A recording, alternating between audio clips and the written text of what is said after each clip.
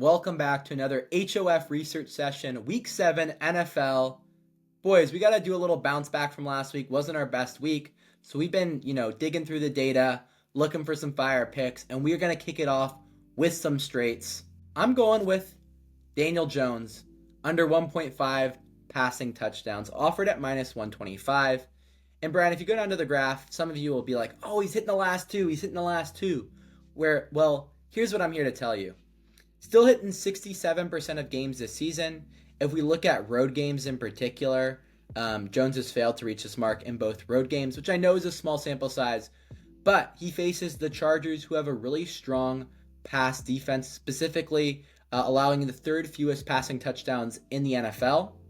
And if we actually scroll down to recent stat lines, we can see not a single quarterback this season has had 2 passing touchdowns. Patrick Mahomes, Jaden Daniels, Bo Nix, like some pretty good quarterbacks. Obviously a few, Tua's in there, a few Geno Smiths in there, but still, no quarterback has had 2 passing touchdowns against the Chargers. So I'm loving this pick, minus 125. We're going against the grain, maybe the recent trend, but we're looking long term, and we've got a good amount of data this season. So let's ride. Aiden out here coming hot with the unders, man. Like, I can't say that's personally my cup of tea, but I mean the kid is out in the UK, so might be his. But anyways, for my straight this week, week 7, going back to my team as always, we got wide receiver 1 for the Lions, Amon-Ra St. Brown. I'm liking him for 7+ receptions this week. It's getting offered at minus 135 across all books. And if we see down here in the current season, 25-26, in the 6 games so far, he's cashed this in 5 games, 5 straight. As a matter of fact, they're facing the Tampa Bay defense, who is 23rd when it comes to receiving yards. And I just really like this. He's consistently the wide receiver 1. Lions obviously lost last week, so looking for an explosive offensive week. They always bounce back really strong. And Amon-Ra St. Brown is a critical part of that. So loving this as well. The H2H game last year against Tampa Bay, he went for 11 catches. So honestly, I think this cashes pretty easily. And we'll be moving on to the next. All right, so for my straight, I'm going with Tua, 2+ passing touchdowns. I think he's starting to get better this season overall. The Dolphins have started to get better this season. And this is hit in 4 out of the 6 games this season as well. So the Browns also rank 24th in allowing passing touchdowns to quarterbacks. And the Dolphins have been pretty successful overall in the red zone, as they rank 3rd in the most percentage completed in terms of touchdowns while in the red zone at 75%. So I think they've been executing well as of late. I like that in the past matchups against the Browns, they have allowed this line against Aaron Rodgers and Jared Goff. So I think this is a good hit for a straight. I'd also love to mention that this is great value at plus 175 on BetMGM.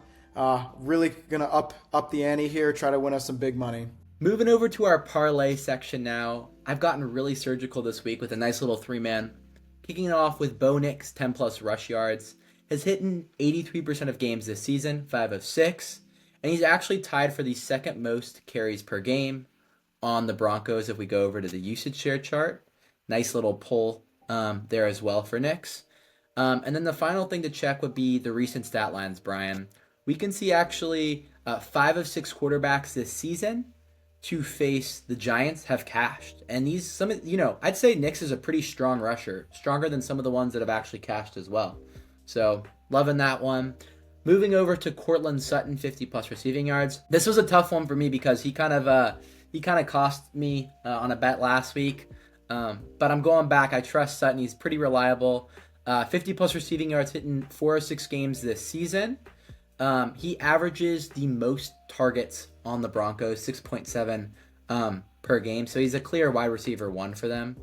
And then the last thing would just be going back to the Giants, or to their chart, in terms of if we look at receptions or receiving yards, allowed the most to wide receivers in the NFL. So this should be a game for him to go off. I think last game in London was a fluke. And then finally, to my favorite player in the NFL right now, Cam Skattebo, 10+ receiving yards. This is hitting 100% of games this season. And if we scroll down to the game log, we see he's actually averaging 4 targets per game. Quite a few screens that he's getting as well. So these are high percentage passes that he's receiving. So, with 4 targets, I'm liking him to get 10 receiving yards. We know he'll run through a brick wall for the team because he's a team player. And then the final bit is if we go down to yards high for running backs against this Denver defense, we can actually see that 5 of 6 have hit this season. And actually, a lot of them have absolutely smashed this line. So a player in Scadaboo's form, he's going to crush it too. And that takes us over to the beautiful PO, getting it for plus 175. Great value there. And yeah, we got surgical with it this week.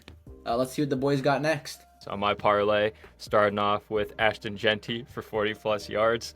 That's on the ground. And as we saw a few weeks ago against Chicago, he really had that breakout game. He went for 138 and then easily cleared this line in the last 2 as well. He's back to his Michael Myers stance, which seems to be rather effective so far, and really loving it. He's averaging 70, so I think this is a relatively safe line here. If we go down to the recent rushing stat lines, we'll see that up until, December of last year, every single running back has cashed this against the KC defense, so that'll be my first leg to kick it off.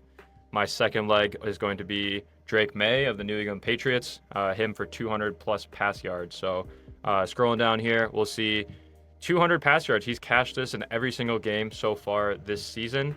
He's playing Tennessee, who's kind of middle of the pack when it comes to passing defense.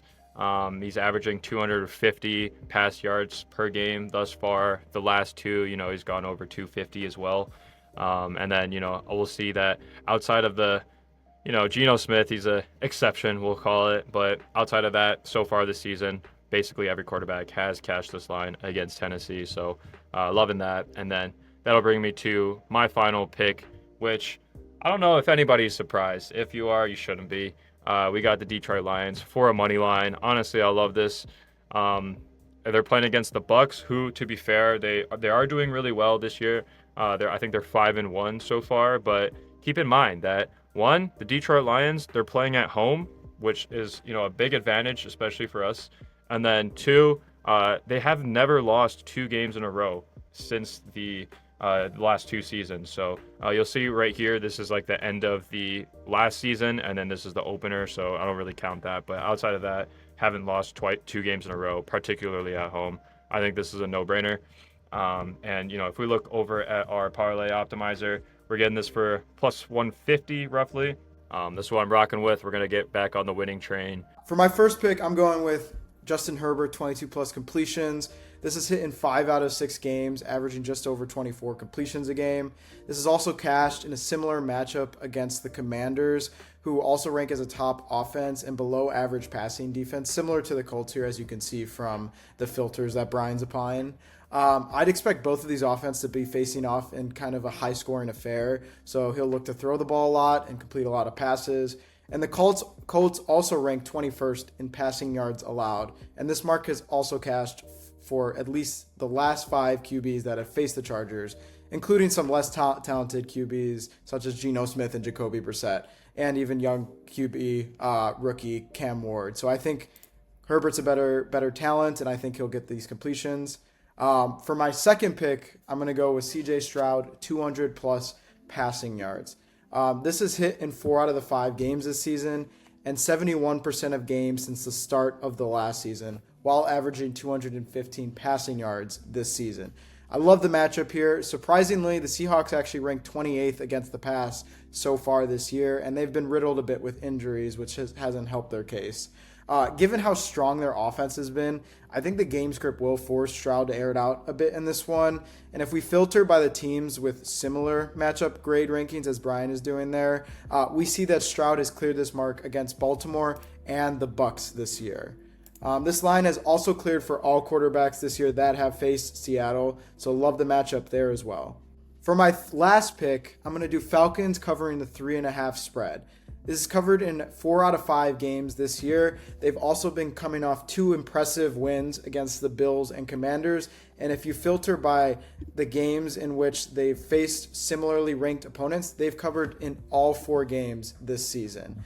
The Falcons' offense also ranks second in total yards and rushing yards, led by elite running back Bijan Robinson, who's been tearing it up this season. So with all the injuries that are just riddling the 49ers right now, I expect this to be a close matchup at the very least, and I think they should be able to cover this spread for sure.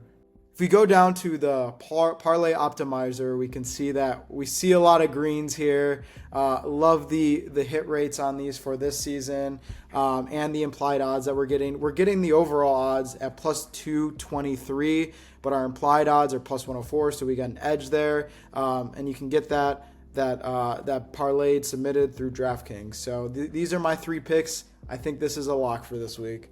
Thank you all for watching. As always, enter the code HOFYT to get $10 off your first month, and comment to let us know which picks you're tailing and fading. Thanks for watching, y'all. Peace.